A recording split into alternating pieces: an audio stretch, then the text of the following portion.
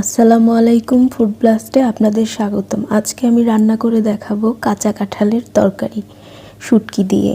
আমি আজকে ভিডিওতে শুধু কাঁচা কাঁঠাল রান্না দেখাচ্ছি, সংরক্ষণ এবং কিভাবে কেটে নিতে হয় সেটার একটা ভিডিও বানিয়ে আমি আপলোড দিব।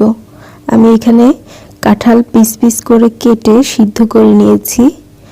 আর এটার ভিতরের যে বিচি থাকে, এটার উপরের যে খোসাটা থাকে, এটা অনেকটা রাবারের মতো হয়।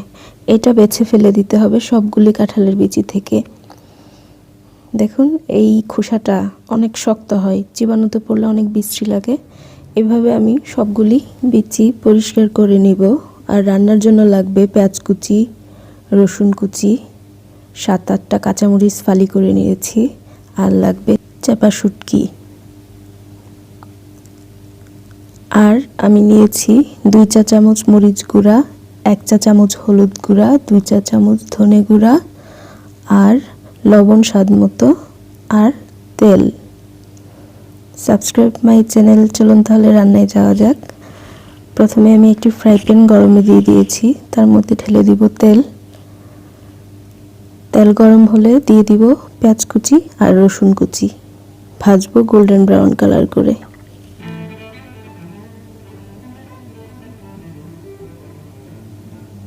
পেঁয়াজ ব্রাউন কালার হতে শুরু করেছে। এখন দিয়ে দিব পানি। মশলাটা যাতে পুড়ে না যায় সেই জন্য পানিটা দিয়ে দিতে হবে। দিয়ে দিচ্ছি মরিচের গুঁড়া, লবণ স্বাদ মতো, ধনে গুঁড়া, হলুদ গুঁড়া, চাপা শুটকিটাও দিয়ে দিব।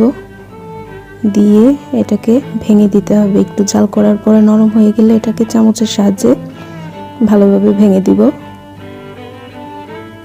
দিয়ে একটু কষিয়ে নিতে হবে। এখন দিয়ে দিব কাঁচা কাঁঠাল। এই সবজিটা আসলে অনেকেই খেতে জানে না, কিন্তু আসলে অনেক মজার একটা সবজি। এটা ভালোভাবে মিশিয়ে নিচ্ছি, কষাবো। আর একটু পানি দিয়ে দিচ্ছি যাতে লেগে না যায়। ঢেকে দিব, জাল করব 10 মিনিটের মতো। 10 মিনিট পরে, এটা আগেই যেহেতু সিদ্ধ করে নিয়েছি, বেশি সময়ের রান্না হবে না। এখন একটু নেড়ে চেড়ে কষিয়ে নিলেই, আর মশলার যে গন্ধটা আছে সেটা চলে গেলেই হয়ে গেল। এখন আমি একটু দেখে নিব সিদ্ধটা আর লবণটা ঠিক আছে কিনা। দিয়ে দিব কাঁচামরিচ।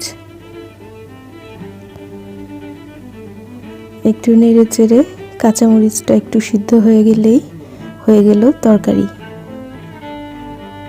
হয়ে গেছে। এখন আমি চুলাটা বন্ধ করে দিব। রেসিপি ভালো লাগলে আমার চ্যানেলকে সাবস্ক্রাইব করবেন। আজকে এই পর্যন্তই। আল্লাহ হাফেজ।